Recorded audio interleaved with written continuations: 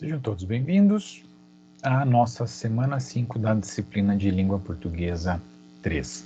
Eu sou o professor Luizandro Mendes de Souza e hoje vamos falar de sentido e referência. Bom, as noções de sentido e referência são do filósofo, lógico e matemático alemão Gottlob Frege, esse senhorzinho que está aqui do lado, tá? Ele dizia o seguinte, olha, e grande parte do que a gente vai ver hoje se deve à discussão que ele nos traz. Ele definia em termos gerais que a referência de uma expressão é o que ela alcança no mundo. Veja que a gente fala em referência, de certa forma, tendo isso em mente quando dizemos, a que você está se referindo quando está dizendo tal coisa, ou quando a gente, mesmo quando a gente vê nas gramáticas, a gente lê, substantivos se referem ou denotam seres, objetos concretos ou abstratos, e assim por diante. Claro, a gente vai ver que referência no sentido fregiano é só o que está aqui, é o que uma expressão alcança no mundo, tá? Então, sempre tenham isso em mente. A gente, embora, como a gente tem visto, né, ao longo da disciplina, nós usamos palavras na língua de uma forma, mas como nós somos linguistas e usamos a própria língua para falar sobre a língua, nós vamos sempre ter em mente que estamos diante de um conceito que tem um sentido mais técnico e mais específico, ok? Tá? Bom, o que ele chamava de sentido? O sentido para ele é o modo de apresentação da referência, tá? E essa perspectiva de encarar o significado é que vai dar as bases para isso que se chama hoje de teoria referencial do significado, que vai ser bastante influente ao longo do século XX, especialmente na segunda metade do século XX, e é hoje, um dos princípios básicos da chamada semântica referencial. Bom, começamos então discutindo um pouco sobre a noção de referência.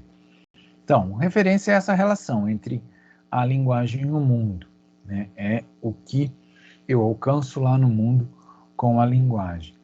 Veja que, de certa forma, esse é um problema que uma teoria semântica precisa responder. Como nós já vimos lá numa das primeiras aulas, uma das características da linguagem é que ela é usada para falar sobre as coisas do mundo. Usamos a linguagem para uma série de outras coisas, mas uma das funções principais é para falar das coisas do mundo, tá? Então, de certa forma, entender o significado envolve entender que tipos de objetos a gente alcança no mundo com as expressões linguísticas. Bom, claro, há questões como a que envolvem certas descrições, como o atual presidente do Brasil. Embora, veja, tem uma característica aqui, né? Tem um artigo definido, singular, que me diz, existe apenas uma entidade que preenche essa descrição, e eu estou falando do atual, né? Então, veja, só existe uma entidade que preenche essa descrição. Se você sabe o que essa expressão significa, você sabe o que buscar lá no mundo. Mesmo que você não saiba quem é o atual presidente do Brasil, saber o que essa expressão significa te dá uma instrução para ir lá no mundo, olhar como o mundo é e verificar qual é a entidade que preenche essa descrição, ok? Se você não tem esse conhecimento ainda, você vai atrás desse conhecimento e vai adquirir esse conhecimento. Mas veja, embora tenha um atual, que você pode pensar, ela só vai identificar lá no mundo o Jair Messias Bolsonaro. Mas imagine que isso foi dito há 50 anos atrás, ou há 100 anos atrás. Quem era o presidente do Brasil lá em 1921? Tá? Ou há 20 anos atrás? Quem era o presidente em 2001? Era Fernando Henrique Cardoso. Então, essa expressão, o atual presidente do Brasil, ela tem uma certa dependência de como o mundo é, tá? Ou seja, ela vai te dar uma instrução e vai ter essa coisa da temporalidade ali dentro dela, ok? Mas veja que há algo que permanece ali, independentemente de eu pronunciar essa frase hoje, há 20 anos atrás ou há 100 anos atrás. Ok? É isso que a gente vai ver que é o sentido. Embora, veja, a referência mude. A referência de atual presidente do Brasil, dita hoje, me leva para um indivíduo. Se tivesse, ao ser dita há 21 anos atrás, ou 20 anos atrás, me levava para um indivíduo. E há 100 anos atrás, me levava para outro. Tá? Então, é nesse sentido que a referência depende do enunciado, de quando essa construção linguística é posta em uso. Embora, como eu disse, há algo ali que permanece. Que é isso que a gente vai ver que é o sentido. Bom, veja, a gente já viu na discussão da sinonímia que é importante separar essas coisas, o sentido da referência, e que não podemos igualar, né, o significado de uma expressão linguística à referência. Nós vimos lá expressões como essas aqui, né, essas descrições, os alunos de letras e os alunos mais legais de humanas da UFPR, nós vimos que elas podem ter a mesma referência, designar o mesmo conjunto de indivíduos no mundo. Nesse mundo em que estamos, no nosso mundo atual, pelo menos do meu ponto de vista, essas expressões têm a mesma referência, identificam o mesmo conjunto de indivíduos lá no mundo, tá? Então, veja, mas, por outro lado, elas não significam a mesma coisa, ok? Veja que seria muito simples se as línguas fossem simplesmente uma associação simbólica entre signos e coisas lá no mundo, né? Se o signo mesa me levasse inequivocamente para o objeto mesa, ou que o signo caneta me levasse para objetos como esse lá no mundo. Mas não é assim. Né? Veremos que não é assim e não pode ser assim, justamente porque a gente olha para essas descrições e percebe, pá, ok, mesmo que vocês digam, tá, os alunos mais legais são os alunos de antropologia, não são os alunos de letras. Mesmo que você discorde de mim. Mas assuma comigo que sim, os alunos de letras e os alunos mais legais de humanas da UFPR designam o mesmo conjunto de indivíduos lá no mundo. Ok? Nesse sentido, de que eles têm a mesma referência. A nossa impressão é que essas expressões não significam a mesma coisa. Os alunos de letras vai te dar uma instrução para ir buscar lá no mundo o conjunto dos alunos de letras, tendo em mente aqui que eu estou falando dos alunos de letras da Universidade Federal do Paraná.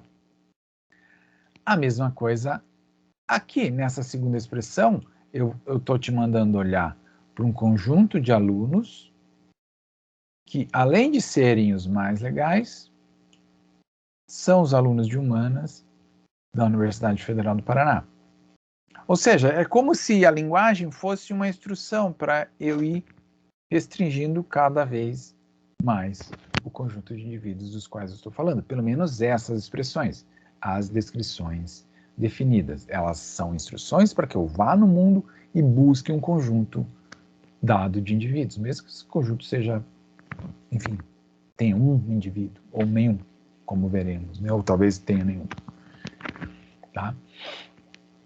Isso não, quantos ou quem está lá dentro, a gente não precisa ter exatamente esse conhecimento, né? Veja, porque a gente não tem acesso a esse conhecimento. Mas veja o fantástico que é, a coisa fantástica que é a língua, né? Como, né, a gente tem falado em verdade, falsidade, etc., partindo dessa perspectiva referencial, eu não preciso saber exatamente se um dado enunciado é verdadeiro ou falso. Basta que eu seja capaz de ter essas instruções que a língua me dá para saber como o mundo deveria ser para que aquele enunciado seja verdadeiro. Ok? Lembra que eu tinha uma questão lá na primeira semana? O prefeito de Curitiba é o melhor prefeito do país. Se não me engano, era essa frase, né? Ou algo próximo a isso, né? Curitiba tem o melhor prefeito do país. E pedir para vocês fazer o exercício, né, de tentar dizer como o mundo tem que ser para que ela seja verdadeira, né? Muitos, né, imaginaram coisas do tipo, olha, a gente precisa de um critério. O que significa ser o melhor prefeito do país? Opa, precisamos de um conjunto de prefeitos, né? Eu preciso comparar o meu prefeito com os outros prefeitos. Então, veja, aí eu já preciso, mesmo que você não saiba se ele é de fato ou não, ok? Não é essa a questão. A questão é como o mundo teria que ser para que a sentença Curitiba tenha o melhor prefeito do país seja verdadeira. Como eu disse, não importa se ela é verdadeira ou não, importa como a gente vai definir como o mundo tem que ser para que ela seja verdadeira. Aí vocês supuseram, opa, eu preciso ter um conjunto. O melhor, tenho que comparar com outros. Opa, melhor em que sentido? Quais são os critérios? Então, veja, a maioria de vocês propôs algo nesse sentido. Então, eu preciso ter outros indivíduos com os quais comparar. Tá, veja, aí você já está fazendo semântica, aí você já está pensando, opa, como o mundo tem que ser para que essa sentença seja verdadeira? Eu preciso ter uma comparação com outros e preciso de critérios. Tá? Veja, isso a linguagem te deu. Ok? É esse o espírito. Quem respondeu nessas linhas aquela questão já estava raciocinando adequadamente. Aqui a gente tem uma pequena tabelinha que a Cansado apresenta, baseado aí, né, nesses autores, no Gennaro Kerker e na Sally McConnell-Diné. Eles vão propor o seguinte, né? Ó, como exemplificação. De um lado, veja, isso aqui é linguagem, tá? A expressão linguística. De outro, eu tenho o mundo. Por exemplo, o que ela está chamando de um sintagma nominal referencial é um nome próprio, João da Silva. Isso é linguagem, ok? O nome próprio João da Silva me alcança lá no mundo o indivíduo João da Silva. Outra expressão linguística super importante, um sintagma verbal, como ser brasileiro. Tem sempre em mente isso, estou falando da linguagem, ok? Ser brasileiro. Esse sintagma verbal me alcança o que lá no mundo?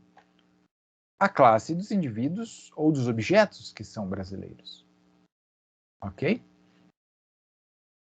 Professor, mas o que é objeto? O que é indivíduo? Veja, essa garrafinha aqui pode ser brasileira, se ela foi feita no Brasil, né? Não diz aqui onde ela foi feita, mas supondo que ela foi fabricada, sei lá, ali em Campo Largo, ela é brasileira, certo? A gente pode dizer, made in Brasil, às vezes tem coisinhas escritas made in Brasil, quer dizer que foi feito no Brasil, logo eu posso dizer, essa garrafa é brasileira, ok? Então, objetos podem ser brasileiros, animais, eu, vocês, né? Assumindo que vocês são brasileiros aí, a não ser que não tenha alguém aí que não seja brasileiro, então esse indivíduo não se enquadra nesse conjunto de brasileiros, supondo que brasileiro se designe, pelo menos num sentido, aquilo que é do Brasil, foi nascido ou criado aqui, tá? Embora, claro, hoje, com imigração, etc e tal, a gente pode expandir o conceito de ser brasileiro para abarcar os cidadãos brasileiros nesse sentido de quem tem CPF, moradia fixa, etc e tal, são brasileiros, tá? Então a gente sempre pode alargar os conceitos, tá? Mas, de qualquer forma, sempre tem em mente isso. A linguagem, ser brasileiro, me alcança uma classe de objetos lá no mundo, que são aquelas coisas que são brasileiras, dependendo de como a gente define brasileiro, como eu disse, né? Aquele que nasce no Brasil, aquele que tem residência fixa no Brasil, enfim, você põe dentro do conjunto como você define o Brasil. Como é interessante, de um ponto de vista semântico, que a gente se aprofunde no que é exatamente esse brasileiro. Por uma semântica lexical, sim, né? Que é um pouco do que a gente vai ver mais adiante quando vai tratar de uma abordagem mentalista, mas de um ponto de vista referencial interessa muito pouco, tá? Interessa muito pouco, por hora, né? Mais adiante a gente vai ver que talvez seja interessante pensar com mais cuidado sobre isso. E por fim, aqui a gente tem um outro exemplo de expressão linguística, que é uma sentença, que é uma oração. João da Silva é brasileiro. Veja, aqui eu tenho uma construção linguística que eu posso associar a um estado de coisas no mundo. Eu tenho um indivíduo, o João da Silva, eu posso olhar lá no mundo se esse João da Silva está dentro desse conjunto de indivíduos. Se ele está, aí eu posso dizer se ela é verdadeira ou falsa. O João da Silva tem tudo assumindo que, na nossa situação, esse indivíduo é brasileiro, portanto, essa sentença tem como referência o verdadeiro. Ok? Isso pode soar um pouco estranho. Como assim, cara? As sentenças têm como referência um valor de verdade, que é o verdadeiro ou falso. Se ela é verdadeira, refere o verdadeiro. Se ela é falsa, refere o falso. Ok? Mas é isso mesmo, se você pensar bem, né? O que é a referência de uma sentença é um verdadeiro ou falso. Tá, mas e essa coisa que está expressa aí nela, né? Essa ideia de que existe um João e esse João tem a propriedade de ser brasileiro, que é o que a gente vai dizer que é o significado, mais ou menos, dessa sentença. Bom, segura essa dúvida aí, se você está com essa dúvida, né? A gente já vou te responder. O que eu faço com o que é te informado, né? Que é essa ideia de que existe um João e esse João tem a propriedade de ser brasileiro. Bom, a Cansado também apresenta para a gente alguns tipos de referência dos sintagmas nominais. Veja que essa discussão de referência é interessante para a gente pensar o que as expressões linguísticas alcançam lá no mundo. Veja, claro, se todas as expressões linguísticas designassem uma coisinha simples lá, algum tipo de indivíduo lá no mundo, beleza, a tarefa da semântica já estava cumprida e a nossa vida seria um pouco mais fácil, né? E teria menos trabalho para o semanticista também, né? O negócio é que a gente tem vários mecanismos para fazer vários tipos de referência, especialmente de expressões que alcançam indivíduos lá no mundo, né? Então, veja, eu tenho descrições definidas ou sintagmas nominais definidos, como o homem alto, ali na frente, ou o autor de Dom Casmurro. Veja, alguém está me ligando querendo me vender alguma coisa. O homem alto ali na frente, veja, é uma descrição definida, eu não tenho um pensamento completo aqui, no sentido de que eu posso dizer se isso é verdadeiro ou falso, entende? O homem alto ali na frente é uma expressão nominal. Eu estou falando de um homem, mas eu estou acrescentando a esse indivíduo algumas particularidades. Ele é alto, ele está ali na frente e é apenas um. Tá? Então, veja, me identifica um indivíduo em específico. O autor de Dom Casmurro também é uma instrução para que eu vá olhar lá no mundo e me identifique um indivíduo. Se você não sabe quem é o autor de Dom Casmurro, aí essa descrição é uma instrução para que você vá procurar quem é esse indivíduo, tá? Mas veja que, na medida em que você descobre quem é, você vai associar essa descrição a um e apenas um indivíduo, o Joaquim Maria Machado de Assis, ok? Veja, os nomes próprios funcionam mais ou menos da mesma forma, né? Noam Chomsky me leva para um e apenas um indivíduo, a não ser que, sei lá, eu tenha o caso de uma homonímia, né, de indivíduos que têm o mesmo nome, ok, claro, às vezes acontece, né? É por isso que surgiram os sobrenomes, para a gente evitar confusões, né? De ter certeza de quem estamos falando, né? E é para isso também que tem o nome da mãe e do pai nos nossos documentos, porque, enfim, às vezes, quantos Joões da Silva não devem ter nesse país, né?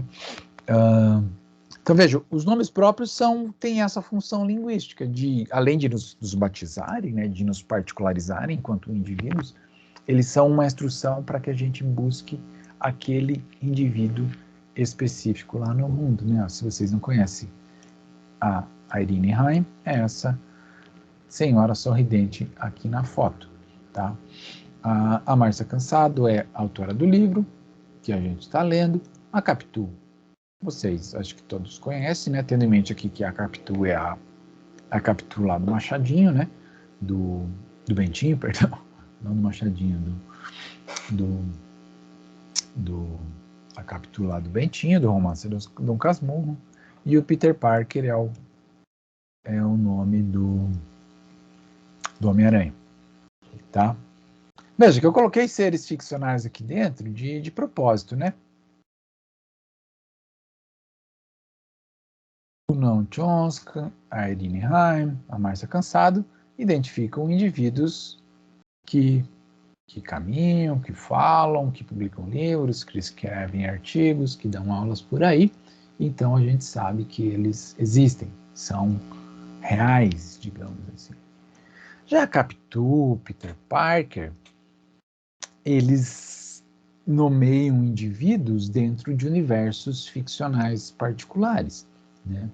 A Capitu pertence lá ao universo ficcional da obra de Machado de Assis, e o Peter Parker pertence ao universo ficcional lá da obra do Stan Lee, né? E do universo da Marvel.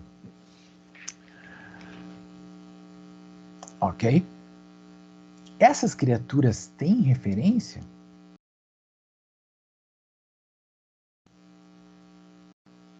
Ou seja, que tipo de entidade a gente alcança com esses nomes próprios? Porque, se pensar bem, o tipo de referência que eu pego com Noam Chomsky, em que medida ela me é diferente do tipo de referência que eu pego com o Peter Parker? Acho que a maioria de nós aqui, eu conheço pessoas que já conheceram Chomsky pessoalmente, já tiveram acesso cara a cara com ele, tiraram foto, viram aulas dele, palestras, etc. Mas, para mim, ele é tão, em certo sentido, é tão ficcional quanto Peter Parker. Eu só vi vídeos e fotos dele, né? Eu nunca tive acesso visual, né? Estive na mesma sala que ele. Então, em que medida que ele é mais real do que Peter Parker é real? Embora Noam Chomsky tenha escrito livros, produzido coisas, né, no nosso mundo real. Embora Peter Parker não, você pode dizer, tá, mas que diferença isso faz? Faz alguma diferença, será? Para dar mais realidade para ele? Imagina que Stan Lee tenha escrito, sei lá, um diário, né? Tenha publicado seus diários e posto lá o nome do autor como Peter Parker. Quer dizer que Peter Parker escreveu uma coisa que tem alcance no meu mundo real? Não sei, tá? Fica aí com a pulguinha atrás da orelha. Parece que nomes próprios não têm referência, tem apenas sentido. Porque, veja, Capitu tinha cabelos longos é um enunciado verdadeiro, certo? Até uma das cenas mais bonitas do Dom Casmurro é uma cena lá do Bentinho penteando o cabelo da Capitu. Então, eu acho que dentro do universo ficcional do Machado é um enunciado verdadeiro, né? Claro, você pode dizer simplesmente, ok, vamos imaginar então que Capitu tem referência lá dentro daquele Rio de Janeiro imaginado pelo Machado de Assis. Porque o Rio de Janeiro do Machado de Assis não é o Rio de Janeiro real. Embora ele fale da Baía de Botafogo, da Baía de Guanabara, do bairro de Botafogo, do bairro do Cosme Velho, da Rua do Ouvidor, do Dom Pedro II e de outros personagens históricos ali contemporâneos da história, eventualmente.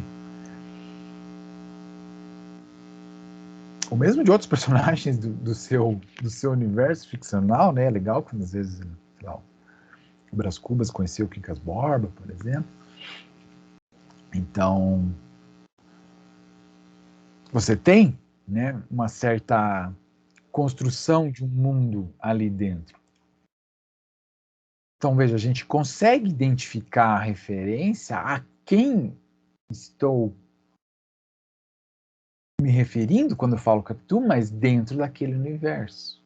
Então, veja, é como se os nomes de seres ficcionais fossem instruções para que eu fosse buscar esses indivíduos dentro desse universo, embora as coisas não sejam tão simples assim, né, como veremos um pouco adiante, né? Claro, você pode pensar, tá, professor, mas isso é um problema meio metafísico, né? A gente não sabe tudo que existe no mundo. Será que a gente tem esse alcance de conhecimento? Porque se pergunte em que medida a gente, né, fala de seres aos quais a gente não teve acesso, né, via nossa experiência, nos quais a gente conhece simplesmente de ler, de ver fotos, ou porque alguém nos falou que eles existem. Ok? Então, veja, a gente precisa se preocupar com isso? Não, como linguistas, essencialmente não. Mas embora seja, eu acho que é uma discussão bem interessante aí desse ponto de vista metafísico. O legal é, se a gente pensa em como a língua funciona, né? É como se a língua lidasse com essas entidades, dizendo, olha, para você, enquanto falante, vamos supor que essas entidades existem e vamos falar delas. Né? Vamos falar delas.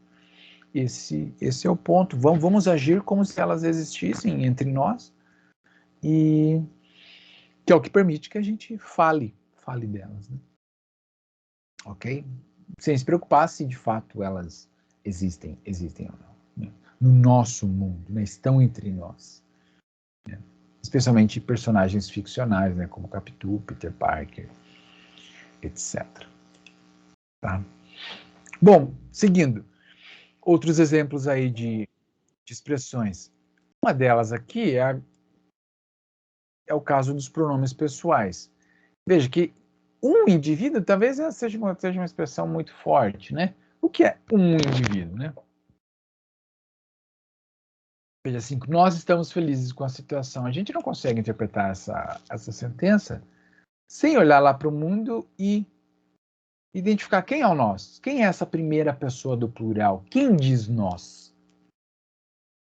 Normalmente é uma pessoa só que se arvora na condição de porta-voz de um grupo maior de indivíduos, né? É um mais alguns.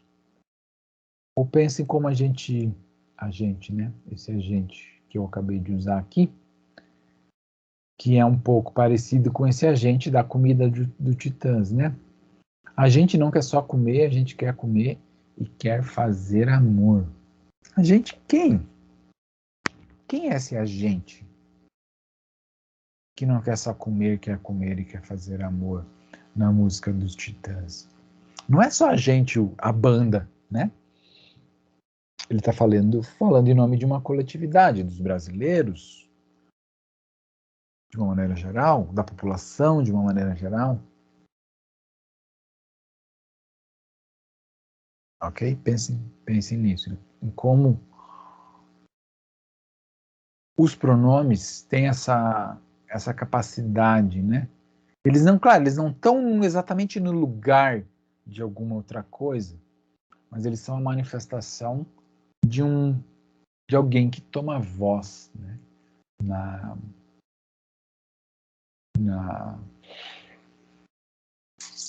que toma voz e se manifesta, né, linguisticamente.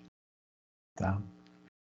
Veja que a gente pode ter elementos definidos que não são referenciais, né, na verdade, aqui, né? Referenciais seria a expressão mais adequada aqui, né? Veja, são elementos definidos, mas eles são predicados. O exemplo que ela dá ali, Lula é o presidente do Brasil, era verdadeira lá em 2000 e tanto, lá quando ela escreveu o livro. Veja que esse elemento linguístico aqui, o presidente do Brasil, pode ser entendido como um predicado nesse sentido. Eu estou dando a esse indivíduo essa propriedade de ser o presidente do Brasil. Embora essa expressão possa ter uma leitura também definida identificacional, no sentido de que ela me leva para um e apenas um indivíduo, que é o indivíduo que é o presidente do Brasil, ok? Então, veja, ela pode ter uma leitura em que esse verbo ser tem uma leitura de igualdade, está dizendo, ó, esse indivíduo aqui, nomeado por esse nome próprio, Lula, é o mesmo indivíduo nomeado por essa descrição, o presidente do Brasil. Ou seja, eles me identificam o mesmo indivíduo. Por outro lado, eu posso ter essa leitura que ela está chamando aqui de usar esse definido como predicado, em que eu não estou dizendo que o Lula e o presidente do Brasil são a mesma pessoa, mas eu estou dizendo que o Lula tem a propriedade de ser o presidente do Brasil, e que isso era verdadeiro lá em 2000 e tantos, né?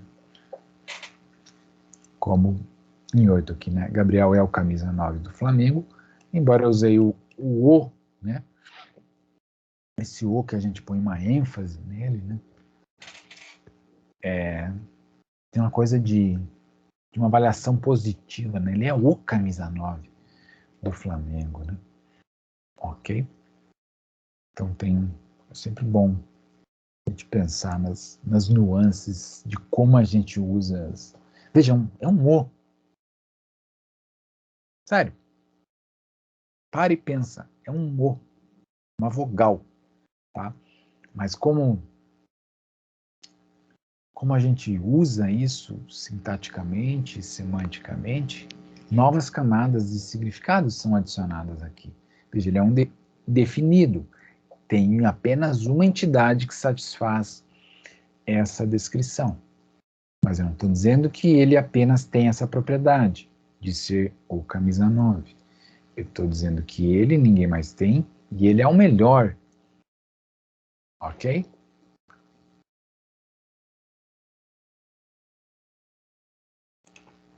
Bom, outros tipos de referência que eu posso ter com elementos nominais, a referência distributiva e coletiva. O que interessa para a gente aqui é a referência desse elemento linguístico aqui, aqueles livros. Pensa que eu estou apontando para um conjunto de livros que está ali saliente para o falante e o ouvinte. Aqueles livros custam R$100. Eu posso estar tanto me referindo para cada um dos livros daquele conjunto, cada um deles individualmente custa R$100, ou eu posso estar designando o conjunto todo dos livros, eles como uma unidade, todos juntos custam R$100. O montinho ou a pilha de livros custa R$100. Tá? Então, veja, é uma expressão linguística que, dependendo do que eu estou apontando, pode designar duas coisas diferentes. Eu posso ter também referência indefinida. Agora, o que nos interessa aqui é o que a expressão linguística um morcego alcança lá no mundo. Eu posso estar falando de um morcego especificamente. Acredito que é ele que deixa as cascas de fruta na nossa sala. Pensa assim, né? Todas as noites um morcego entra na nossa casa. Acredito que é ele que deixa as cascas de fruta na sala. Imagina que você até está supondo que é sempre o mesmo morcego e que ele já sabe que, sei lá, sempre tem alguma fruta por cima ali e tal, de repente uma banana, uma maçã ali meio à vista, e ele já se acostumou com isso e ele vem toda noite ali a buscar, né, a comida que está facilmente disponível. Ou eu posso falar de uma maneira não específica, supondo que de repente toda noite um morcego diferente aparece, né? Aí eu posso dizer uma coisa como: todas as noites um morcego entra em nossa casa. Deve ter um bando deles por aí. Ok? Então, nesse sentido, eu estou me referindo não a um morcego especificamente, mas é como se eu te dissesse, ó, um indivíduo da espécie dos morcegos entra na nossa casa. Um qualquer, né? Na leitura B. E na leitura A, aí, por sua vez, eu estou falando de um morcego específico que eu sei quem é.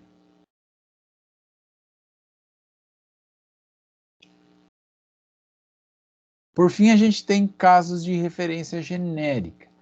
Vejam aqui que eu tenho uma série de expressões, podem ser um definido singular, né? Que aí, veja, separemos a forma do que a forma refere. O leão é um definido singular, mas eu estou falando de um leão específico? Pensa nisso. Um leão é um animal pacífico. Agora eu tenho um indefinido singular. Estou falando de um leão especificamente? Os leões são animais pacíficos. Opa, agora eu estou falando de mais de um, mas ainda tenho um conjunto definido, os leões. Olha agora 14. Leões são animais pacíficos. A gente chama essa construção de plural nu. É nu por quê? Só tem o substantivo. Eu não tenho nenhum tipo de especificação maior. Eu não tenho nenhum artigo ali na frente. Não tenho nenhum tipo de determinação depois. Não são os leões africanos, não são os leões que moram em zoológicos, não são os leões que foram alimentados e assim por diante, tá? Veja, é nu nesse sentido, não tem nenhum artigo e nenhum tipo de determinação nele. Mas veja, a única especificidade que eu tenho é que ele é plural, morfologicamente plural, ok? Mesma coisa que o 15. Eu tenho um singular nu. Veja que ele é singular no sentido de que eu não tenho nenhuma morfologia nele, de número, tá?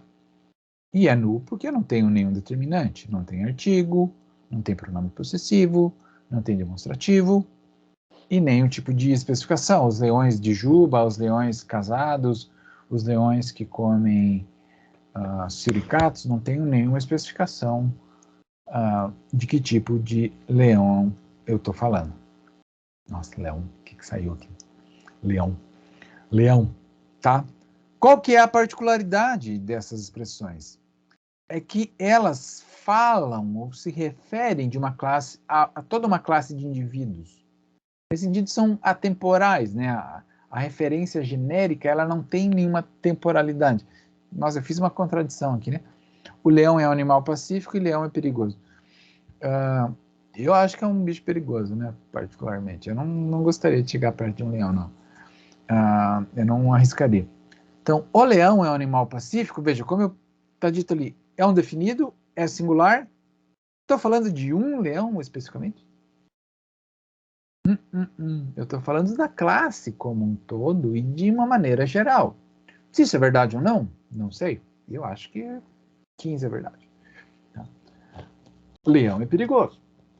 E eu acho que leão é perigoso. Então, opa, compara com 15 lá embaixo. É um singular, é nu. Eu estou fazendo quase a mesma coisa. Estou falando da classe dos leões como um todo e estou fazendo uma afirmação genérica, que é atemporal. Ela é verdadeira ontem, hoje, amanhã e vai continuar sendo. Né? Até onde vai os limites do meu conhecimento, claramente. Ok? As outras a mesma coisa. Eu posso falar, os leões são animais pacíficos, os leões são animais pacíficos.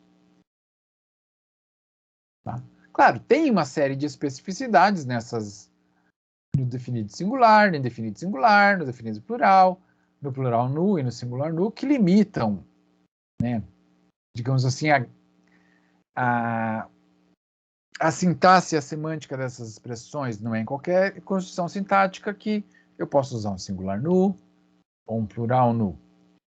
Normalmente são construções genéricas, né?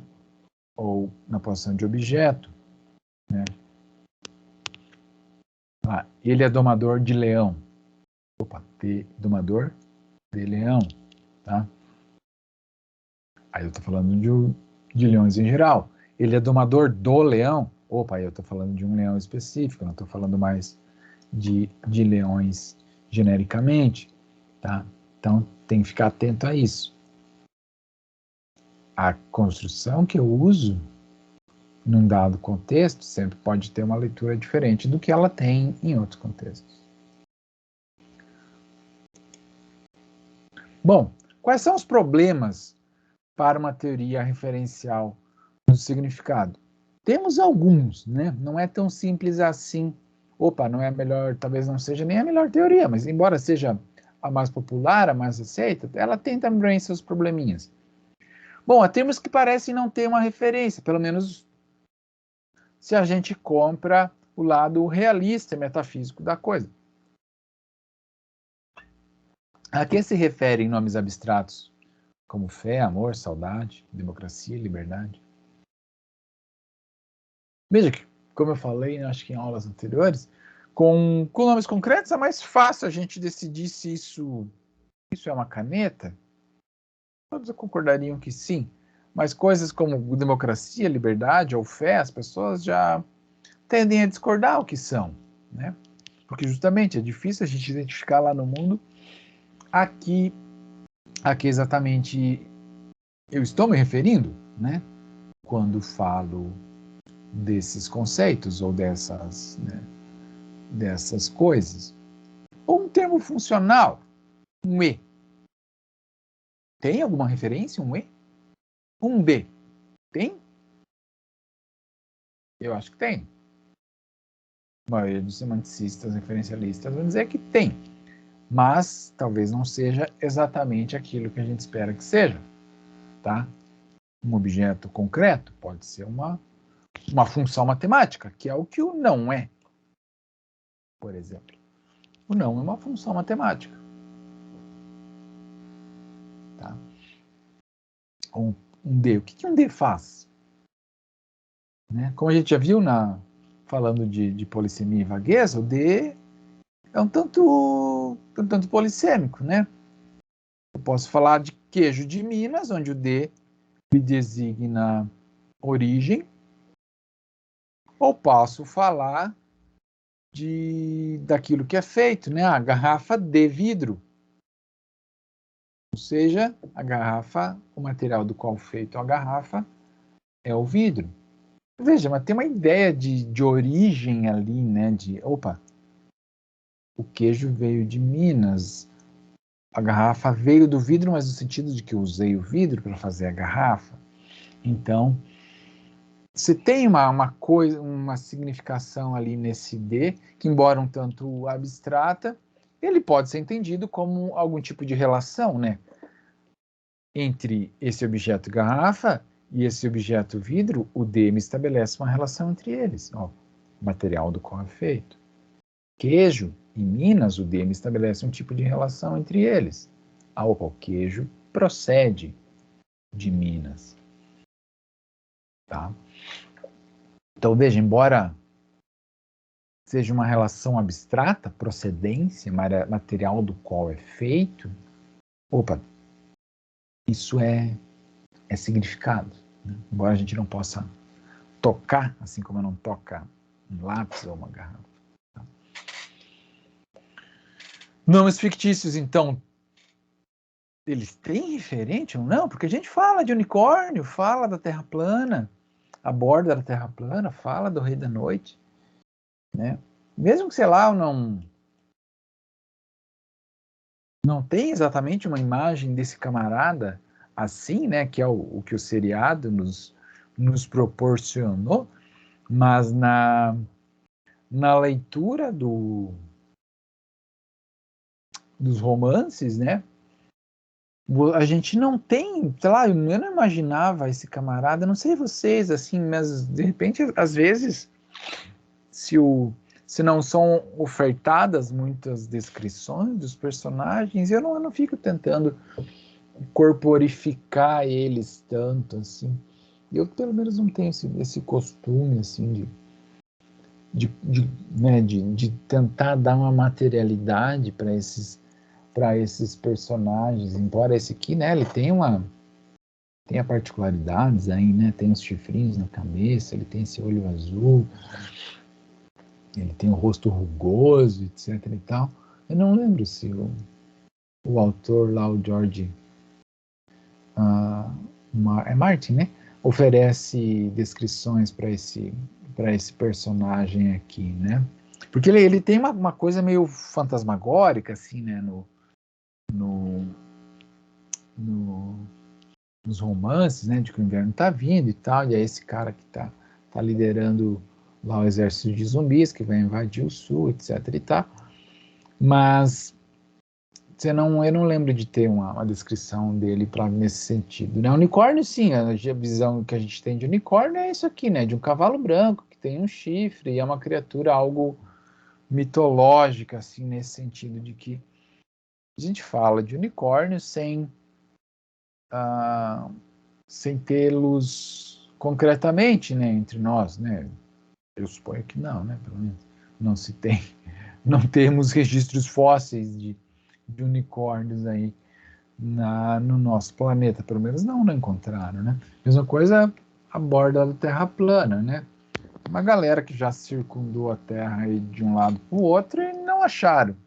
Então, tem gente que já subiu alto o suficiente para perceber que também não tem borda, não. Não é querer desanimar aí a galera que é terraplanista. Mas, então, ok, mas veja, mesmo assim, a Terra plana, a borda da Terra plana, mesmo supondo que ela não exista, a gente fala dela, a gente consegue imaginar como ela seria, inclusive. Né? Mesma coisa os unicórnios não existem, mas a gente consegue imaginar como eles seriam, ok?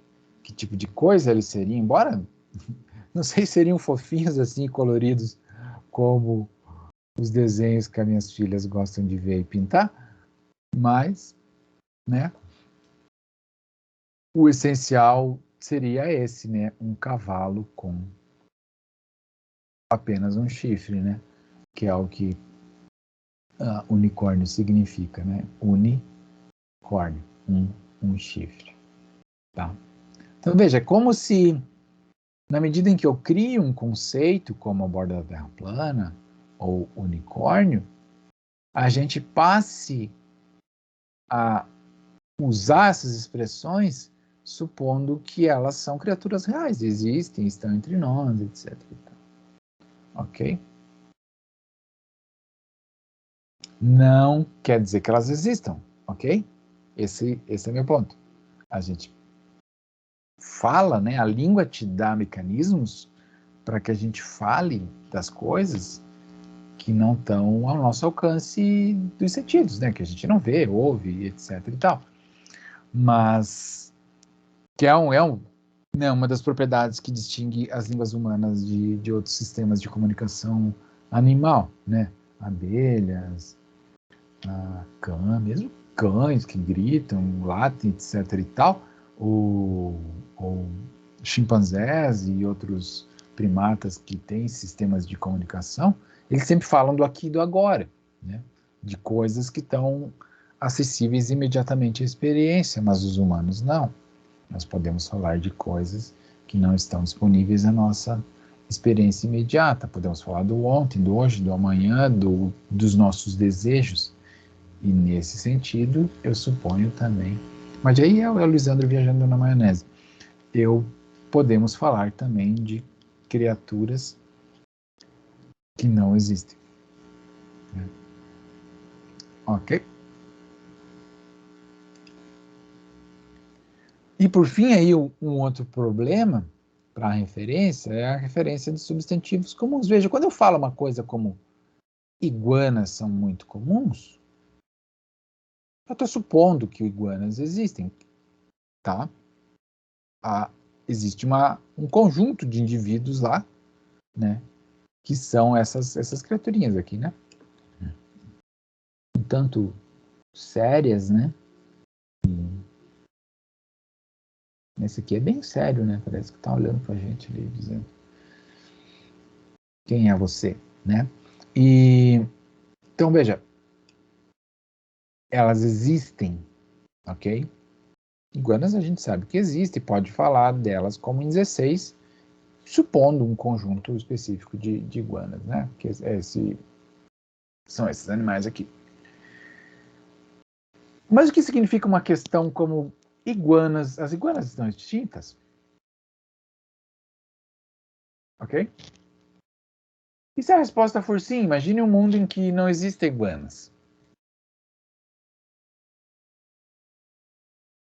Ou seja, onde a proposição ou o pensamento, as iguanas estão extintas, é verdadeira. Como a gente fala, né? Os dinossauros estão extintos. Não tem nenhum indivíduo lá no nosso mundo dentro dessa descrição. Os dinossauros ou iguanas, no caso. Tem referência? A referência ao conjunto vazio?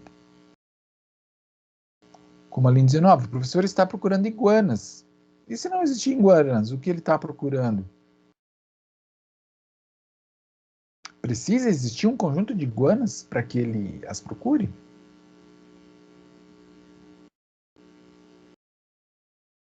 Ok? Então, vejam, você pode pensar, tá, professor, mas de novo é um problema metafísico. Eu também acho que seja um problema mais metafísico do que linguístico, porque você está, em certo sentido, querendo levar às últimas consequências a questão da referência. Opa, se eu estou usando um termo linguístico, eu preciso que lá no mundo exista um conjunto de iguanas? Eu acho que não necessariamente, tá? A gente não precisa comprar o realismo, uma semântica referencial, trazendo junto de brinde o realismo, ok? Eu acho que não precisamos ter esse comprometimento metafísico. O negócio é que a gente fala como se essas entidades existem. Se elas existissem ou não, quer dizer, se elas existem ou não, a gente não precisa comprar um realismo junto. É nesse sentido que eu imagino. Bom, por fim, qual é o sentido dos nomes próprios? Que é a questão que fica aí, né? Que eu coloquei lá um pouco antes. Né? Se eles não têm sentido, como os alcançamos no mundo? Que é um pouco o que a gente viu, né? Opa, peraí. Se o sentido é uma espécie de instrução para eu chegar num referente lá no mundo, que sentido que os nomes próprios têm, então? Qual é o sentido de Noam Chomsky? Lembrando sempre, estou falando de sentido no sentido técnico, tá? Como uma instrução para eu chegar lá numa referência. Vamos ver então o que é o sentido para que a gente se pergunte se nomes próprios têm sentido. Bom, já vimos então que para o Frege a relação entre as expressões linguísticas e os objetos do mundo não é direta, ela é mediada pelo sentido. E que o sentido é o modo de apresentação da referência, é um modo como a linguagem nos leva até uma entidade no mundo, né? Pegando novamente o exemplo do presidente do Brasil, isso é a linguagem. Estamos diante do português brasileiro.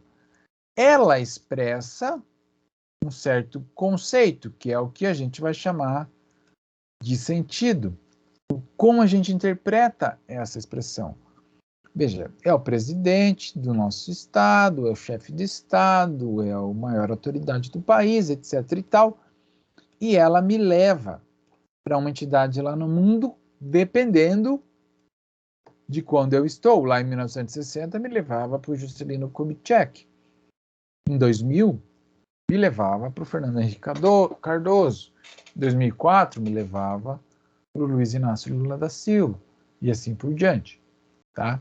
Então, veja, embora a referência mude, o sentido permanece o mesmo. Veja, como ela diz ali então, né? Compreender o sentido ou aprendê-lo envolve compreender de que modo a expressão entra em relação com outras. Veja, já vimos que a sinonímia é uma propriedade que tem a ver com o sentido, não com a referência. Então, a sinonímia tem a ver com o sentido das expressões, com o que elas têm em comum conceitualmente, não referencialmente. O Frege, né, citando aí, usa a seguinte metáfora. Suponhamos que alguém esteja olhando a Lua através de um telescópio. O autor compara a própria Lua à referência. Ela é o objeto de observação, proporcionado pela imagem real projetada pela lente no interior do telescópio e pela imagem na retina do observador. Ó, aqui é uma coisa legal de fazer, imagina a cena, imagina a Lua lá fora, o telescópio, a lente do telescópio e a imagem que é capturada pelo olho do observador. Né? Então veja, a imagem real projetada pela lente, Frege compara ao sentido. Veja, porque a Lua está lá no espaço, está lá longe. O que a gente vê é aquilo que chega ali na lente do telescópio. Veja, isso é objetivo. Tem uma imagem ali no telescópio. A imagem da retina, o filósofo compara à representação mental. Opa, estou vendo uma bola com crateras, etc. E tal, né? O sentido, assim como a imagem projetada que serve a vários observadores, é objetivo. O sentido é único, imutável, e é o que nos capacita a efetivar a comunicação com o outro. Já a imagem na retina é subjetiva e varia de observador para observador. Veja, a Lua é um objeto, né? O que vai chegar ali na lente é uma imagem de um objeto redondo, com crateras, meio acinzentado, etc. e tal, né? De repente, você pode ver um São Jorge lá. De repente, você pode ver uma figura de um sapinho, uma figura de um dragão. Mas a outra pessoa, você fala, lá tem um dragão, tem imagem na foto de um dragão lá na Lua. E você vai lá e olha onde que você está vendo dragão, cara, não estou vendo. Então, de repente, pode ter uma coisa ali subjetiva que você veja, que o outro não vê. Ou você pode ver um astro que influi nos destinos das pessoas e opa, estamos em lua cheia, isso significa, né, misticamente alguma coisa interessante para você. De repente, para outra pessoa, né, é pura e simplesmente um satélite, como diria o Manuel Bandeira, né? Satélite. Apenas um satélite. Ok? Então, veja. Eu tenho um objeto lá no mundo. Eu tenho sentido. E tenho uma representação subjetiva. Tá? Então, a gente consegue, em tese... Claro, veja. Estamos fazendo ciência, né? Estamos tentando criar conceitos para olhar a realidade e entender como esse objeto super escorregadio, que é o significado, funciona. Tá? Então eu tenho a coisa lá no mundo, a referência. Eu tenho sentido, que é aquilo que permite que a gente se entenda, apesar das nossas diferentes percepções sobre essas coisas. Tá? Então veja, o significado linguístico ele está nessa relação de A, que é a expressão linguística, com o sentido e a referência. Daí que a gente tem esse triângulo aqui do Frege, né? Veja, aqui é a linguagem, os signos linguísticos têm sentidos e eles designam referentes. Tá? Mas veja que a relação entre os signos e os referentes não é direta, ela é, né, mediada, digamos assim, pelo sentido. Ok? Porque ele é uma forma de nos ajudar a chegar lá nesse referente. Não sei se também o triângulo é a melhor forma de expressar isso, mas é como as pessoas normalmente representam essas relações, né?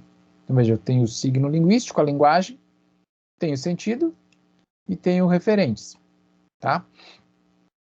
De certa forma, como a gente viu, né, eu só alcanço os referentes não diretamente pela linguagem, mas ajudados pelos sentidos, tá? Um outro exemplo do triângulo aqui, que esse é o outro exemplo que o Frege dá, né, ele diz, olha, imagine um triângulo equilátero com 3 pontas aí, né, A, B, C, e eu tenho retas que saem de cada lado e me chegam que tem uma intersecção aqui, né? Então, veja, esse pontinho aqui, onde tem essas intersecção dessas retas, eu posso tanto me referir aqui a ele como AC, como BC, tá? Ou como AB. Veja, eu tenho 3 retas aqui, né? Do A vindo para o C, do A vindo, acho que é onde é o A aqui, né? Do A vindo para o C, ou do A vindo para o B. Todas elas vão chegar nesse pontinho aqui. A referência é sempre a mesma. É o pontinho ali. Mas como eu chego nesse ponto, eu tenho diferentes sentidos, diferentes caminhos para chegar nesse ponto. Aí, agora chegamos a uma tabelinha em que vai nos mostrar como eu olho para a linguagem tendo isso em mente. Já vimos que sintágmas nominais referenciais são como nomes próprios, né? Me identificam particularmente um e apenas um indivíduo. Aqui, no caso, o exemplo que ela dá é a estrela da manhã. A estrela da manhã tem como referência esse objeto lá no mundo, o planeta Vênus. Qual que é o sentido?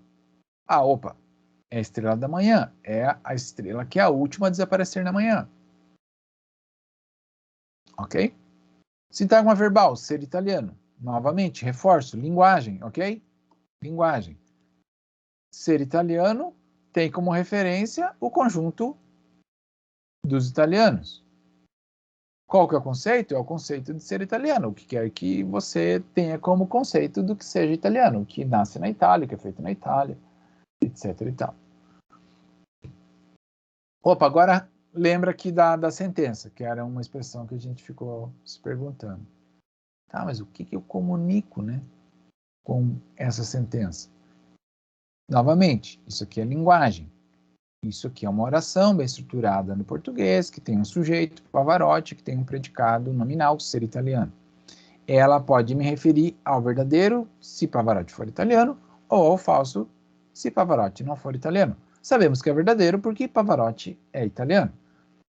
O que ela comunica? Ela comunica justamente a proposição ou o pensamento de que Pavarotti pertence ao conjunto dos indivíduos que são italianos.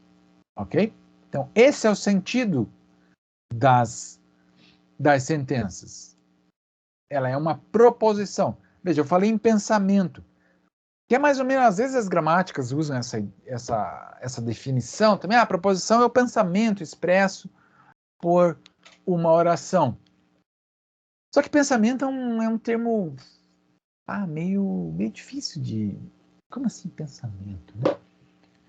Então, proposição é algo mais objetivo. O que é uma proposição? É uma descrição de um estado de coisas do mundo que eu posso ir lá e dizer que tem uma referência. Ou é verdadeiro, ou é falso. Ok?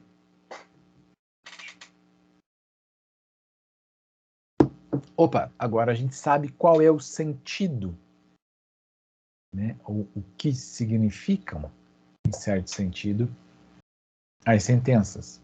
Elas nos comunicam um estado de coisas que pode ser verdadeiro ou falso.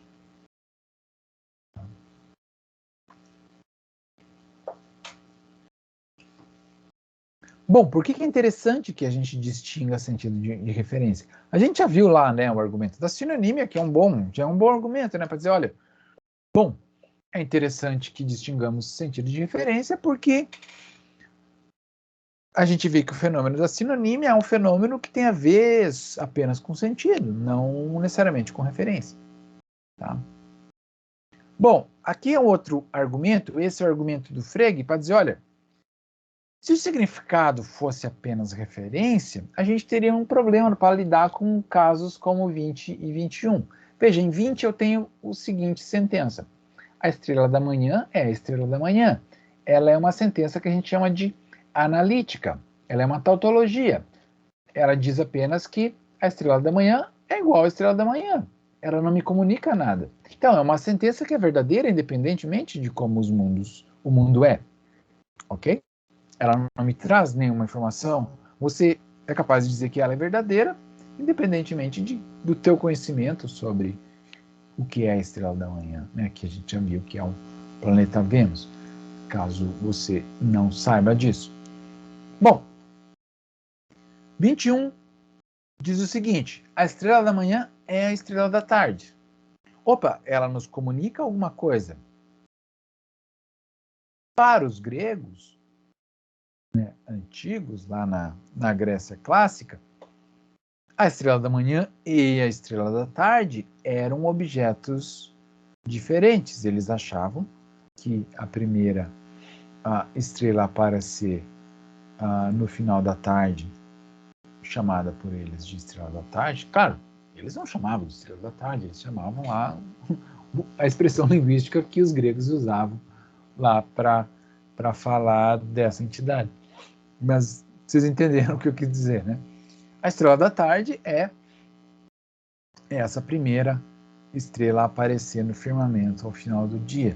A estrela da manhã, por sua vez, era a última estrela a se apagar ao nascer do dia. E, como eu disse, eles acreditavam que eram dois objetos diferentes. Com o passar da história, não sei quando, não me perguntem, elas deixaram, né, de ser tratadas como dois objetos, e alguém percebeu que, olhando, sei lá, por um telescópio, espera aí, é a mesma coisa, né? É o mesmo objeto, é o planeta Vênus, ok? Então, veja, essa sentença aqui, 21, nos comunica alguma coisa sobre o mundo, embora eu tenha duas expressões aqui, a estrela da manhã e a estrela da tarde. Elas têm a mesma referência, o planeta Vênus. Mas por que elas nos comunicam alguma coisa? Olha, ela é uma sentença dita sintética. O conhecimento dela, do estado de coisas dela, que ela nos apresenta, depende de que a gente olhe o mundo e veja como o mundo é. Para saber, mesmo que, enfim, como eu disse, eu não saiba se isso é verdadeiro ou não, eu tenho uma instrução de ir lá no mundo e ver se essa sentença é verdadeira lá no mundo. Se a estrela da manhã é, de fato, a estrela da tarde. Veja, não preciso saber, como eu disse, se isso é verdadeiro ou falso.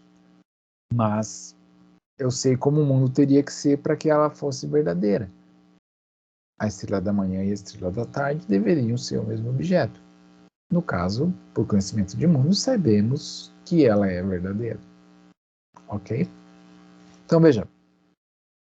Se o significado dessas expressões fosse a referência, eu não teria como explicar a diferença entre uma sentença analítica e uma sentença sintética como essa, porque, embora 20 diga que A é igual a A, tem essa estrutura, 21 está me dizendo que A é igual a B. Mas se eu estou falando da mesma entidade, como é que eu explico essa diferença aqui de estrutura entre essas duas proposições? Não consigo. Então veja, por que uma comunica uma coisa e outra comunica outra? Opa, o sentido. Ok? Então veja, essas duas dimensões, o sentido e a referência, elas são duas dimensões do significado. Ambas são objetivas, eu sou capaz de olhar para cada uma delas e estudá-las de modo científico, que é algo que o semanticista faz hoje, né? Veja que tem outro argumento que o Frege vai trazer para mostrar para a gente como o sentido é importante.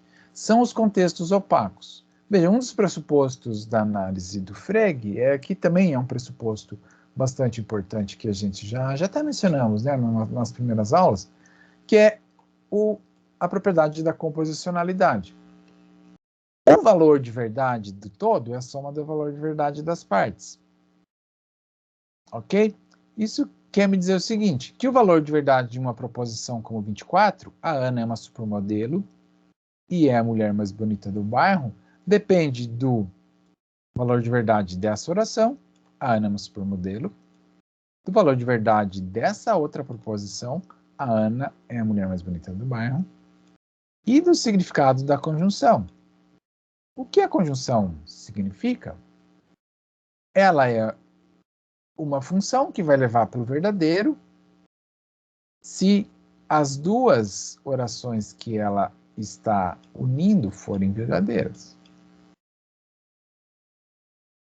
Ok? Imagina que esse é o A e essa segunda é o B, abstratamente. Então, veja, como é verdadeiro que Ana é uma supermodelo, supondo que seja verdadeiro que Ana seja uma modelo, e supondo que seja verdadeiro que a Ana é a mulher mais bonita do bairro, eu posso unir essas duas sentenças, ou essas duas proposições, né, ou esses dois pensamentos, numa conjunção como eu tenho em 24, que é o que está expresso aqui, né? Se é verdade que A e B, então é verdade que A e B, né? Mesma coisa, se eu tenho a união entre elas por uma conjunção, se é o caso que A e B, então eu tenho, né, como consequência que é o caso que A e é o caso que B. Ou seja, eu tenho um acarretamento. Supondo que a verdade 24 é a verdade 22 e a verdade 23. E se 22 e 23 são verdadeiras, 24 também é verdadeira. Ok? Esse é chamado o princípio da salva veritate. Né? Se eu substituir uma expressão por outra de mesma referência, não muda o valor de verdade da sentença. Veja que aqui usei sentenças, né? Peguei uma sentença verdadeira, peguei outra sentença verdadeira, uni as duas e eu tenho uma sentença verdadeira. Ou de uma sentença formada por duas sentenças verdadeiras, eu tenho como consequência que as suas partes também são verdadeiras. Compara agora aqui esse outro caso. Eu tenho expressões agora, expressões definidas.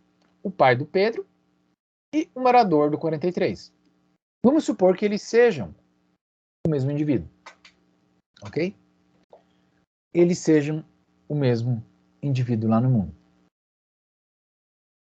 Se o pai do Pedro é o síndico do prédio, eu posso dizer também que o morador do 43 é o síndico do prédio e eu posso dizer que o pai do Pedro é o morador do 43. Veja, eu substitui uma expressão que me identifica um indivíduo lá no mundo.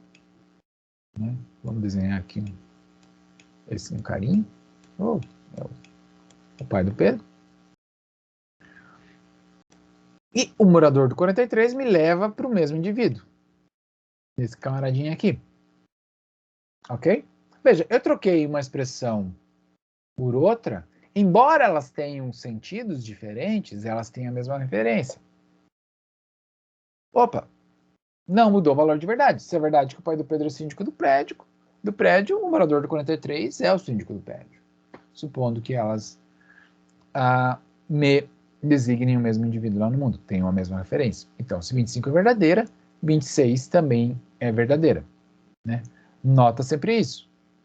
Tá? Tenha em mente isso. Elas têm a mesma referência, mas têm sentidos diferentes. Nessa situação, eu pude substituir salvando a verdade. Ok?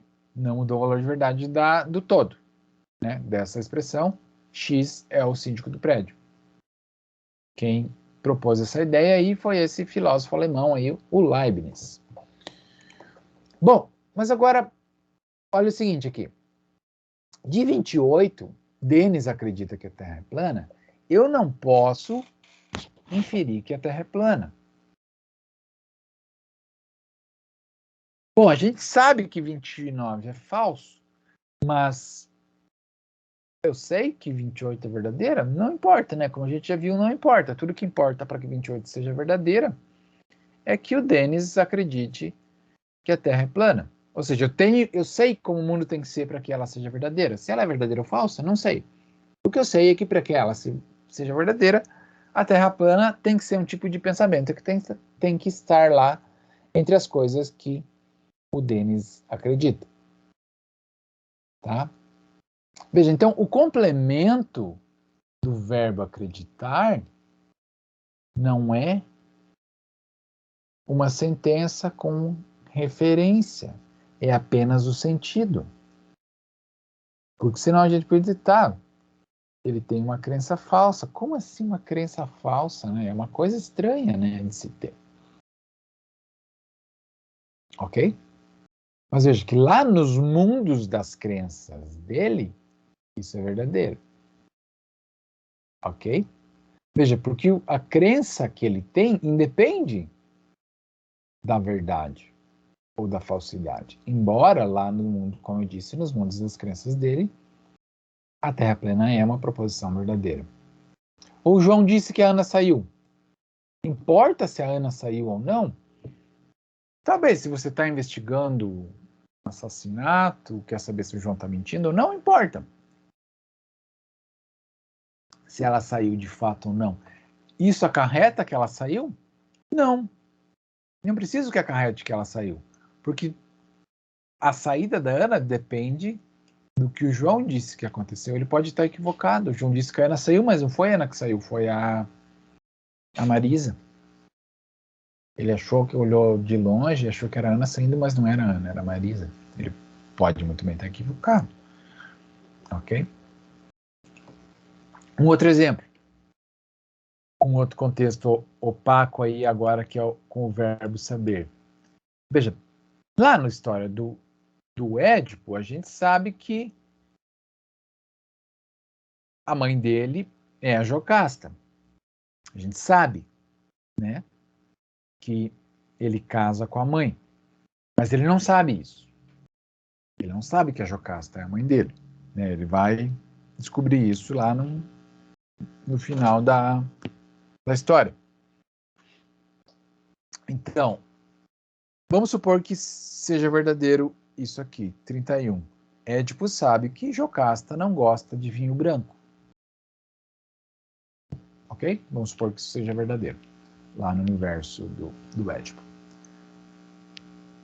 Podemos dizer que 32 é verdadeiro? Édipo sabe que sua mãe não gosta de vinho branco? Não podemos. Embora 33 é verdadeira, certo? Jocasta é a mãe do Édipo.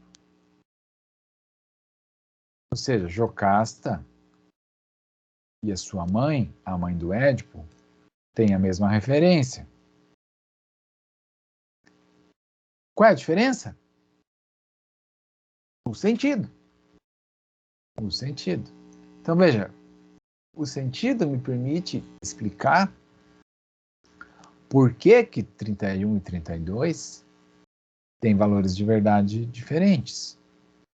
Embora lá dentro eu tenha expressões com a mesma referência. Eu troquei uma pela outra. Mas o saber aqui, o que o Édipo sabe é que a Jocasta não gosta de vinho. Ele não sabe que a mãe dele não gosta de vinho. Ok? Bom, concluindo então o assunto dessa nossa semana, saber o significado de uma sentença, então, é saber como o mundo tem que ser para que uma sentença seja verdadeira. Como eu disse, independentemente de sabermos ou não se ela é verdadeira ou falsa. Algumas coisas, saber se algumas coisas são verdadeiras ou falsas, como Pavarotti é italiano, por exemplo, ou que estrela da manhã é estrela da tarde, depende do nosso conhecimento de mundo, não do nosso conhecimento linguístico. Ok? Veja, o nosso conhecimento linguístico nos manda olhar o mundo, verificar a referência. Ok?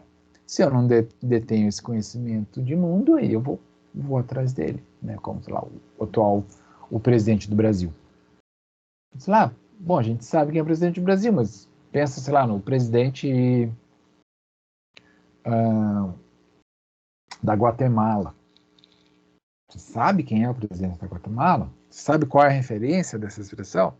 Talvez alguém saiba aí. Mas se você não sabe, você sabe olhar lá no mundo e verificar quem é o indivíduo que preenche essa descrição. Como você faz isso? A linguagem te dá essa instrução. Ó, verifica lá no mundo qual é o indivíduo que preenche essa descrição. É um e apenas um indivíduo, ele é o presidente e ele é da Guatemala. Ok? Então veja, nesse sentido que o significado das expressões linguísticas é duas coisas, né? É o que ela alcança no mundo, a referência, e mais o sentido. Qual é o conceito associado ou o critério para se chegar nessa referência. Ok? Era essa a história que eu tinha para contar para vocês essa semana. Portanto, leiam os textos, façam os exercícios, se preciso, revejam o vídeo, releiam os textos e não esqueçam de participar do fórum, caso tenham dúvidas, ou de me escrever. Era isso. Uma boa semana a todos e nos vemos na próxima aula. Um abraço.